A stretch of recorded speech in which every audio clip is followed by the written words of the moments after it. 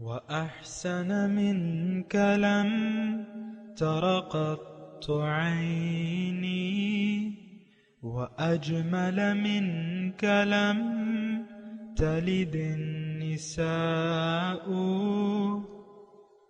خلقت مبرأ من كل عيب خلقت مبرأ من كل عيب كأنك قد خلقت كما تشاء كتاب أنزلناه إليك مبارك ليدبروا آياته وليتذكر أولو الألباب.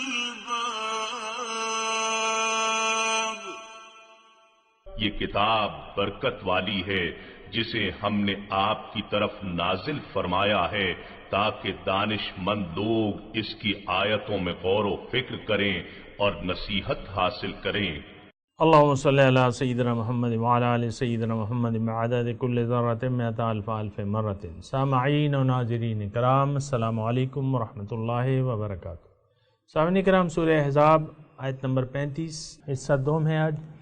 آج کا موضوع، کیا عورتیں انسانیت کی معراج حاصل کر سکتی ہیں؟ اس کے ساتھ سامعین کرام آج کے سبق کا آغاز کرتے ہیں. سب سے پہلے گزشتہ سبق کا اعادہ ہوگا. وَاذْكُرْنَ مَا يُتْلَى فِي بُيُوتِكُنَّ مِنْ آيَاتِ اللَّهِ وَالْحِكْمَةِ إِنَّ اللَّهَ كَانَ لَطِيفًا خَبِيرًا.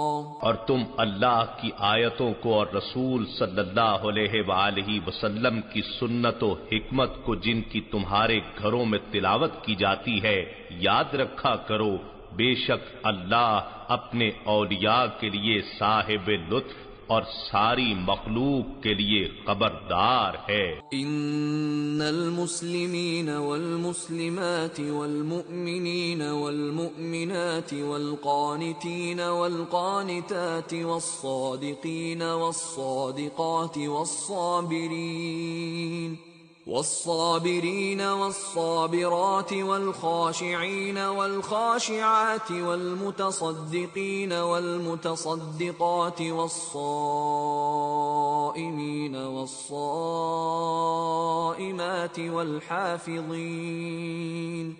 والحافظين فروجهم والحافظات والذاكرين الله كثيرا والذاكرات أعد الله لهم مغفرة وأجرا عظيما. بے شک مسلمان مرد اور مسلمان عورتیں اور مومن مرد اور مومن عورتیں اور فرما بردار مرد اور فرما بردار عورتیں اور صدق والے مرد اور صدق والی عورتیں اور صبر والے مرد اور صبر والی عورتیں اور عاجزی والے مرد اور عاجزی والی عورتیں اور صدقہ و خیرات کرنے والے مرد اور صدقہ و خیرات کرنے والی عورتیں اور روزہ دار مرد اور روزہ دار عورتیں اور اپنی شرم گاہوں کی حفاظت کرنے والے مرد اور حفاظت کرنے والی عورتیں اور کثرت سے اللہ کا ذکر کرنے والے مرد اور ذکر کرنے والی عورتیں. اللہ نے ان سب کے لیے بخشش اور عظیم اجر تیار فرما رکھا ہے. سامعین کرام، سورہ احزاب آیت نمبر 35 حصہ دوم ہے. آج لفظی ترجمہ، ان المسلمین والمسلمات، بے شک مسلمان مرد اور مسلمان عورتیں، والمؤمنین والمؤمنات، اور مومن مرد اور مومن عورتیں، والقانتین والقانتات، اور اطاعت گزار فرما بردار مرد اور فرما بردار عورتیں، والصادقین والصادقات، اور سچے مرد اور سچی عورتیں، والصابرین والصابرات، اور صبر کرنے والے مرد اور صبر کرنے والی عورتیں، والخاشعین والخاشعات، اور عاجزی کرنے والے مرد اور عاجزی کرنے والی عورتیں، والمتصدقین والمتصدقات، اور خیرات کرنے والے مرد اور خیرات کرنے والی عورتیں، والصائمین والصائمات، اور روزہ دار مرد اور روزہ دار عورتیں، والحافظین فروجہم والحافظات، اور خیر وہ پاک دامن مرد اور پاک دامن عورتیں، والذاکرین اللہ کثیرا والذاکرات، اور اللہ کو یاد کرنے والے، بہت یاد کرنے والے مرد اور بہت یاد کرنے والی عورتیں۔ ان کے لیے کیا ہے؟ اعد اللہ لہم مغفرۃ و اجرا عظیما، ان کے لیے اللہ تعالیٰ نے بخشش تیار کر رکھی ہے اور اجر عظیم۔ سورہ احزاب ہے اور تذکرہ چلا آ رہا ہے امہات مومنین کا، یعنی ازواج النبی، اور انہوں نے تھوڑی سی کشائش کا مطالبہ کیا تھا، لیکن اللہ تعالیٰ نے ان کو صاف صاف کہہ دیا کہ بھئی یا ایھا النبی قل لازواجک ان کنتن تردن الحیات الدنیا وزینتہا، اے نبی کی بیویوں اگر تم چاہتی ہو حیات دنیا اور اس کی زیب و زینت، تو آؤ میں تمہیں کچھ دے دلا کے اچھی طریقے سے رخصت کر دوں، لیکن اگر تم ان کنتن تردن اللہ ورسولہ، اور اگر تم چاہتی ہو اللہ اور اس کا رسول چاہتی ہو اور دار آخرت کی طالب ہو، تو بالکل فإن اللہ اعد للمحسنات منکن اجرا عظیما، تو تمہارے لیے اللہ تعالیٰ نے نیکوکار عورتوں کے لیے بہت اجر عظیم تیار کر رکھا ہے۔ میں ربط آیات بتا رہا ہوں آپ کو۔ تو یہاں یعنی وہ کشائش کا مطالبہ کیا تھا ازواج النبی نے یا امہات المومنین نے، اور یہاں اللہ تعالیٰ بتا رہا ہے پھر فوراً کہ بھئی تم اگر اللہ چاہتی ہو، یوم آخرت میں کامیابی چاہتی ہو، تو ٹھیک ہے، پھر بالکل تمہارے لیے اجر عظیم اللہ تعالیٰ نے تیار کر رکھا ہے۔ یہاں بھی آپ دیکھیں کہ اس آیت کے آخر میں اعد اللہ لہم مغفرۃ و اجر عظیم، اللہ تعالیٰ نے تمہارے لیے بخشش اور اجر عظیم تیار کر رکھا ہے۔ یہ اجر عظیم دنیا کی مصیبتوں اور تکالیف کے سامنے جو بھی اللہ تعالیٰ نے مقرر کر دی ہیں ان کے لیے، یقیناً جنت کا راستہ گزرا ہے یا جنت کے راستے کا زیور ہے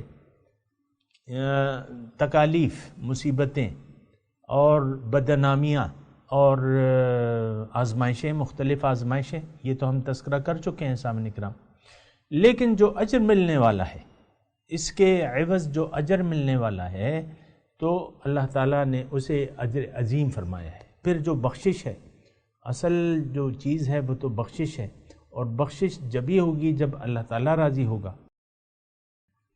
اللہ تعالیٰ ناراض ہوگا تو پھر تو بخشش نہیں ہوگی، لیکن جب اللہ راضی ہو جائے گا ہم سے تو وہ ہمیں بخش دے گا اور اجر عظیم عطا فرمائے گا۔ اس اجر عظیم جو ملنے والا ہے سامعین کرام، میں اور آپ یا کوئی بھی اس کے متعلق کوئی تصور نہیں کر سکتے، بہت زیادہ، یعنی ہمارے تصور سے ماورا، کیونکہ اللہ تعالیٰ خود فرماتا ہے قرآن میں کہ فَلَا تَعْلَمُ نَفْسٌ مَّا أُخْفِيَ لَهُم مِّن قُرَّةِ أَعْيُنٍ جَزَاءً بِمَا كَانُوا يَعْمَلُونَ، او کما قال، کہ کوئی نہیں جانتا، فَلَا تَعْلَمُ نَفْسٌ، کوئی نفس نہیں جانتا جو اللہ تعالیٰ نے ان کی آنکھوں کی ٹھنڈک کے لیے چھپا رکھا ہے، اور یہ بدلہ ہے جو وہ عمل کرتے تھے۔ تو جو کچھ دیکھیں، یہ زندگی جو ہے سامعین کرام، یہ دیکھیں صرف ازواج مطہرات کا تذکرہ نہیں ہے، ان کا نام تو بے شک ہے، لیکن یہ مضمون ہمارے لیے ہے۔ آپ کو میں نے عرض کیا ہے قرآن روشنی ہے اور ہمیں روشنی کی ضرورت ہے۔ اس وقت ہم اندھیرے میں ہیں، ہمیں روشنیوں کی ضرورت ہے۔ اللہ تعالی ہمیں اندھیروں سے روشنی کی طرف لے جانے والی ذات ہے، ہمارا دوست ہے اللہ تعالی، مومنوں کا دوست ہے۔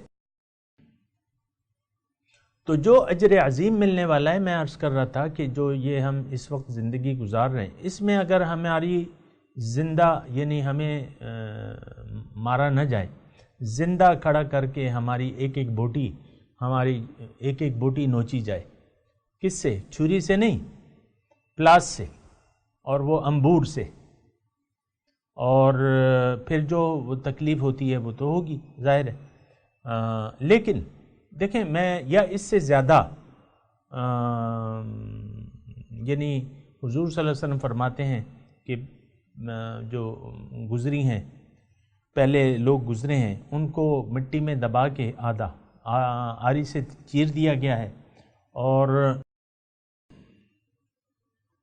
یعنی یہ مظالم اور یہ تکالیف جو بھی ہیں، لیکن جو اجر ملنے والا ہے، ایک تو یہ یعنی آپ کے ساتھ یہ ایک تھوڑا سا نقطہ ہے، جو کچھ بھی تکالیف آئیں گی، بھوک آئے گی اور جو بھی ہوں گی وہ تو مادی چیزیں ہیں۔ آپ کا بیٹا مر گیا، آپ کو خود کوئی ایکسیڈنٹ آ گیا، آپ کی ٹانگ کٹ گئی، دونوں ٹانگیں کٹ گئیں، آپ یعنی اپاہج ہو کے بستر پہ پڑ گئے، مثال کے طور پہ آپ پہ کوئی ایسی خطرناک بیماری آ گئی، فالج کا اٹیک ہو گیا، آپ ہل نہیں سکتے اب، مثال کے طور پہ عرض کرو، یا اور کوئی بیماری، یا آپ کے گھر والوں پہ آ گئی، یا آپ سو رہے تھے، آپ پہ گھر گر گیا مثال کے طور پہ، یا گھر میں آگ لگ گئی، آپ لوگ آدھے جل گئے آدھے زندہ ہیں، پھر اسپتالوں میں چلے گئے، یہ سارے میں عرض کر رہا ہوں یہ ایسی کوئی چیز نہیں ہے۔ یا کسی نے آپ پہ الزام لگا دیا، یا آپ پہ پتھر برسائے گئے، یا آپ کو گالیاں دی گئیں، اس میں کیا مطلب وہ ہے؟ یہ تو آپ کے جسم کے ساتھ کچھ معاملات ہو رہے ہیں، آپ کی روح تو ایک الگ چیز ہے، اسے تو کوئی تکلیف نہیں ہے، وہ تو اپنے رب کے پاس ہے اور یعنی خوب مزے میں ہے۔ یہ ساری وہ ہوتی ہیں تکالیف ہوتی ہیں، لیکن یہ ہے کہ مومن جو ہے اس میں خوش رہتا ہے ساری تکالیف میں، اور یہ تکالیف تو اس راستے کا زیور ہے۔ یہاں یعنی آپ پہ مثال کے طور پہ میں عرض کروں کہ آپ کے پاس پیسے نہیں ہیں، کاروبار نہیں ہے، پیسے نہیں ہیں، آپ فاقوں کی نوبت آ گئی، تو ٹھیک ہے فاقے 2 دن کا فاقہ ہو گیا تو کچھ نہ کچھ پھر مل جائے گا، پھر 3 دن کا فاقہ ہو گیا، یعنی فاقوں میں زندگی گزر رہی ہے، تو اس میں کیا بات ہے؟ فاقے کر لیں آپ اس میں تو کوئی ایسی پریشانی کی بات تو نہیں ہے، یہ تو ساری جسمانی تھوڑا سا فاقہ آ گیا، آپ پہ کمزوری آ گئی، آپ پہ غشی کے دورے، پھر آپ کو کچھ کھلا پلا دیا اللہ تعالیٰ نے۔ یہ چیزیں جو ہیں یہ دنیاوی تکالیفیں اور یہ چیزیں، میں یہ آپ کو یہ کہنا چاہتا ہوں کہ اس کی کوئی حیثیت نہیں ہے، کوئی حیثیت نہیں، یہ تو جسمانی عوارض ہیں، آ جائیں گے، آپ اس کو بڑی خوشی سے برداشت کریں۔ امام حسین رضی اللہ تعالیٰ عنہ نے، لیکن مثالیں تو موجود ہیں، خود حضور کی زندگی ایک نمونہ ہے، پھر ان کی جو اولاد ہے امام حسین نے اپنے یاروں کو، اپنے خاندان والوں کو میدان جنگ میں کٹوا دیا، خود بھی مطلب یہ ہے کہ ان کی گردن کاٹ ڈالی گئی معاذ اللہ، تو انہوں نے تو کچھ بھی نہیں کیا، انہوں نے یعنی کیا فریاد کی؟ آپ دیکھیں نا، آپ دیکھیں تاریخ، اپنے کربلا کی تاریخ دیکھیں، کچھ بھی نہیں فریاد کیا۔ تو یہ ساری چیزیں جو ہیں میں آپ کو کہہ رہا ہوں یہ نارمل ہیں، یہ اللہ تعالیٰ کے راستے کا ہار ہے۔ وہ شہید کا تذکرہ آتا ہے نا کہ سب لوگ جو ہیں وہ شہید کے علاوہ کوئی بھی واپس دنیا میں نہیں جانا چاہے گا، لیکن شہید ایسا ہوگا کہ وہ کہے گا کہ بھئی میں دوبارہ جاتا ہوں، کیونکہ اس کو اس شہادت کے عوض جو اللہ تعالیٰ عطا فرمائے گا وہ اتنا زیادہ ہوگا کہ وہ پھر آرزو کرے گا کہ کاش میں واپس چلا جاؤں، پھر اللہ کی راہ میں قتل ہو جاؤں۔ ہمارے حضور صلی اللہ علیہ وسلم خود تمنائے شہادت کرتے ہیں کہ میں چاہتا ہوں کہ میں اللہ کی راہ میں قتل کر دیا جاؤں، پھر زندہ کر دیا جاؤں، پھر قتل کر دیا جاؤں، پھر زندہ کر دیا جاؤں، پھر قتل کر دیا جاؤں۔ تو یہ ان کی آرزو تھی۔ یہ ساری چیزیں جو ہیں یہ آپ نوٹ کر لیں، یہ ہمارے مومنوں کے راستے کا زیور ہیں۔ ابھی آپ نے پڑھا نا سامنے کرام کہ فلما رأى المؤمنون الأحزاب قالوا هذا ما وعدنا الله ورسوله وصدق الله ورسوله۔ جب احزاب کو، لشکروں کو، فوجوں کو دیکھا، مومنوں نے خوشی سے چلا اٹھے، سبحان اللہ، خوشی سے چلا اٹھے، ھذا ما وعدنا اللہ ورسولہ، یہ ہے وہ وعدہ جو اللہ نے اور اس کے رسول نے ہم سے کیا تھا اور سچ کہا تھا، وہ سچا نکلا کہ لَتُبْلَوُنَّ فِي أَمْوَالِكُمْ وَأَنفُسِكُمْ، ضرور تمہیں آزمایا جائے گا۔ تو یہ چیزیں جو ہیں یہ ایسی بات نہیں ہے سامعین کرام کہ جو جسمانی تکالیف ہیں، عوارض ہیں، مصیبتیں ہیں، اس پہ ہم دل شکستہ ہو جائیں۔ ابھی وہ ہم آیت پڑھیں نا، وَلَا يَسْتَخِفَنَّكَ الَّذِينَ لَا يُوقِنُونَ، کہ آپ کو دل برداشتہ نہ کر دیں ان جو یقین نہیں رکھتے یوم آخرت پہ، ان لوگوں کی حرکات آپ کو دل برداشتہ نہ کر دیں۔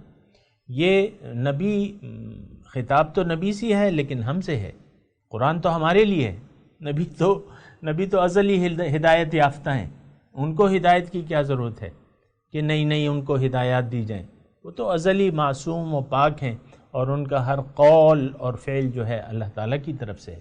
ما ينطق عن الهوى ان هو الا وحی یوحی، اپنی مرضی سے تو کوئی بات کر ہی نہیں سکتے، وہ تو وحی ہوتی ہے۔ تو نبی کی یہ باتیں نہیں ہیں سامنے کرام۔ بعض لوگ جو ہیں تھوڑا سا احتیاط سے کام نہیں لیتے، لیکن میں یہ کہہ رہا ہوں یہ ہمارے لیے ہیں۔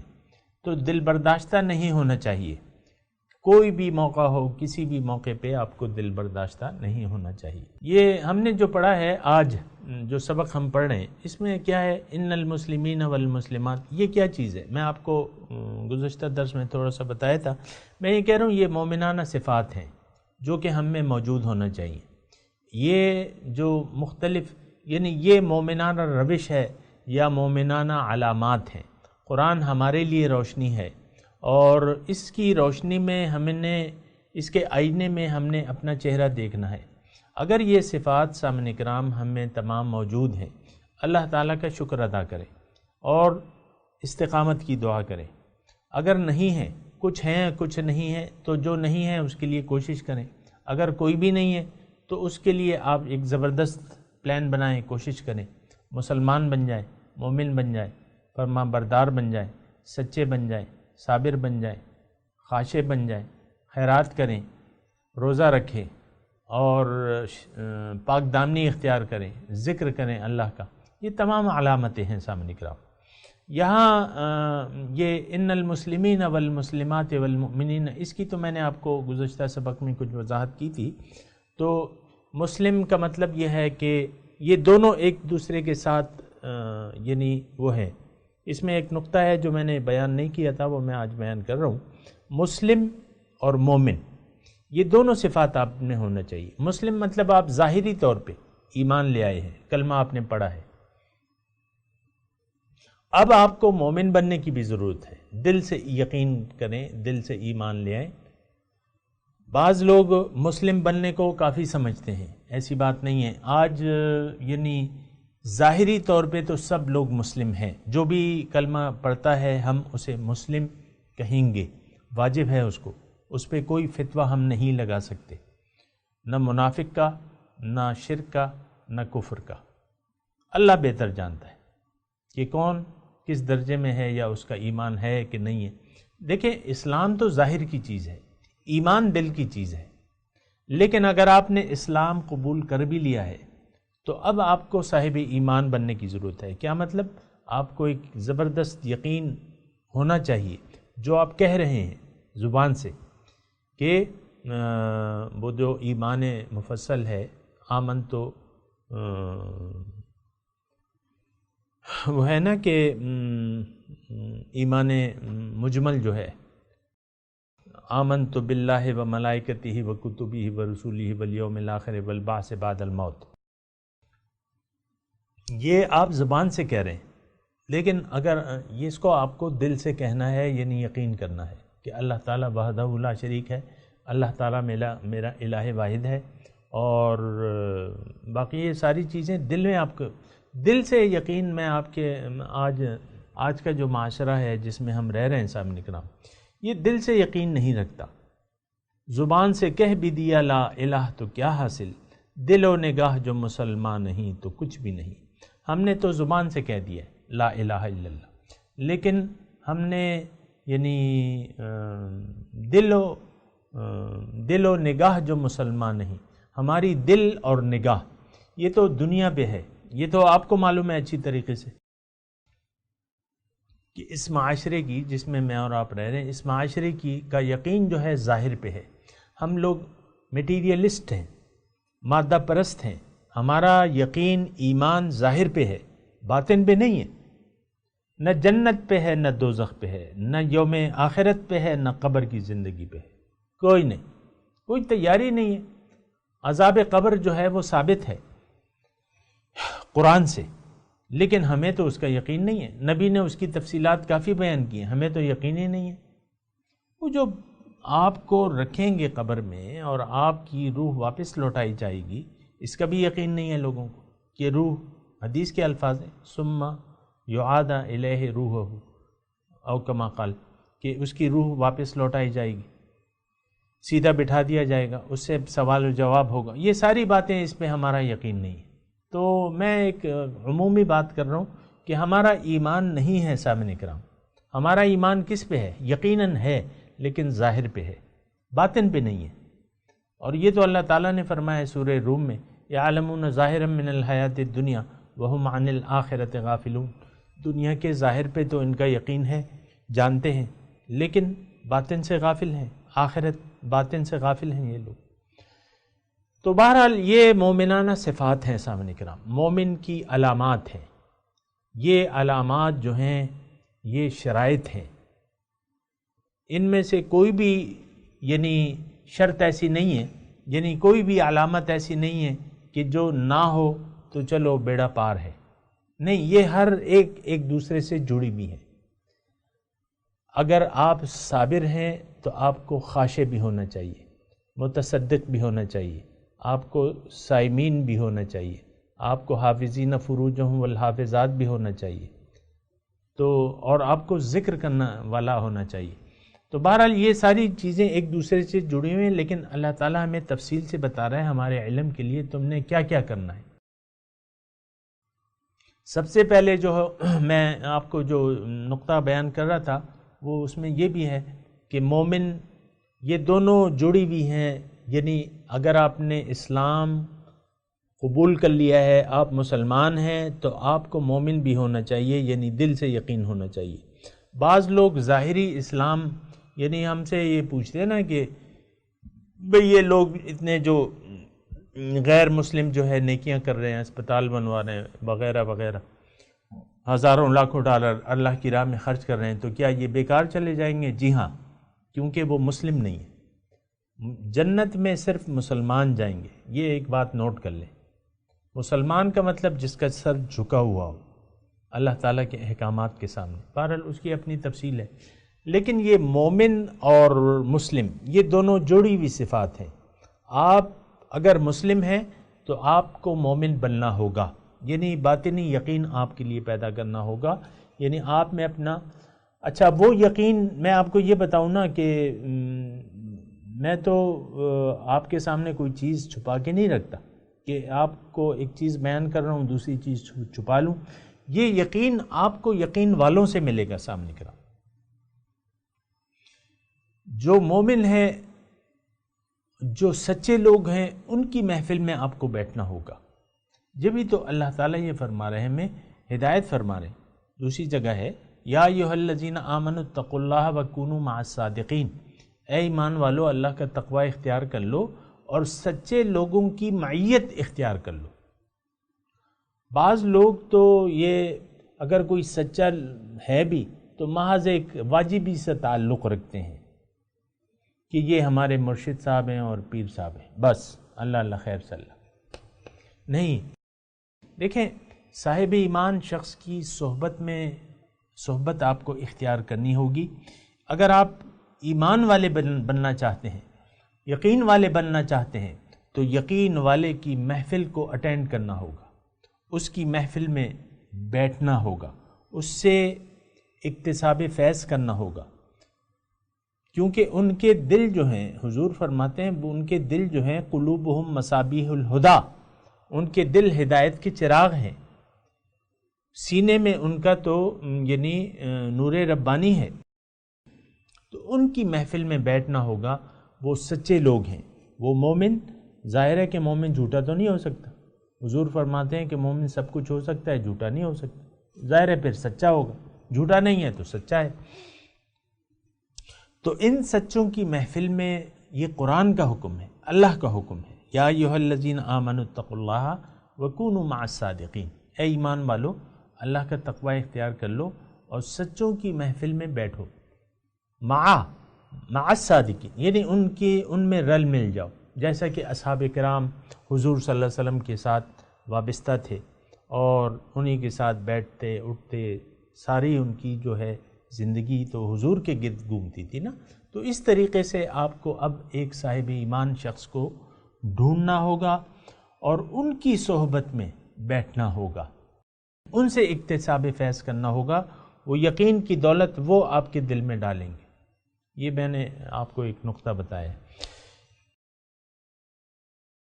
والقانتین والقانتات، اب یہ جو باقی صفات ہیں تو پھر یہ ان کی صحبت سے آپ کو ملیں گی. یہ ایک میں ضروری نقطہ بتاؤں.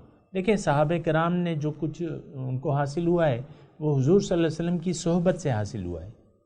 اگر وہ فرما بردار ہیں، اگر وہ سچے ہیں، اگر وہ صابر ہیں وغیرہ، تو یہ تو یعنی ایسی صفات ہیں جو کہ حضور کی صحبت سے ان کو ملی ہیں. اب قانتین والقانتات یعنی اطاعت کرنے والے مرد اور عورتیں. اب یہ اطاعت جو ہے یہ تو کلمہ لا الہ کی تشریح ہے. اگر آپ نے کلمہ لا الہ پڑھ لیا ہے تو اب یہ ہے کہ آپ تو اب فرما بردار بن جائیں گے، قانت بن جائیں گے.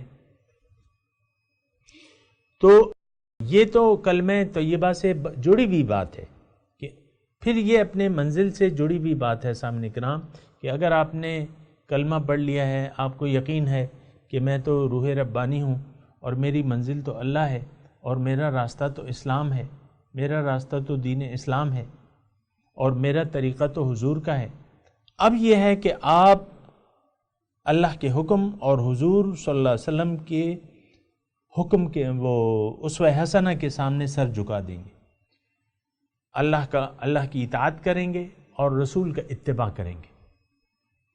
قانت جب آپ بن سکتے ہیں جب کہ آپ کا اپنے پہ یقین ہو، اپنی حقیقت پر یقین ہو اور اللہ آپ کی منزل ہو، اسلام آپ کا راستہ ہو، حضور کا طریقہ آپ نے اپنا لیا، اس کا اتباع شروع کر دیا. اب آپ قانتین میں یعنی لکھنے کے اہل بن چکے ہیں. قانتین والقانتات. اب یہ مرد ہے یا عورت، اس میں کوئی فرق نہیں ہے.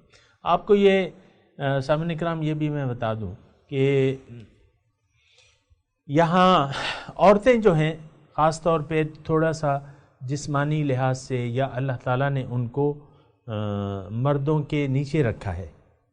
ظاہر ہے مرد جو ہے ایک سربراہ، یہ ایک انتظامی فیصلہ ہے اللہ تعالیٰ کا.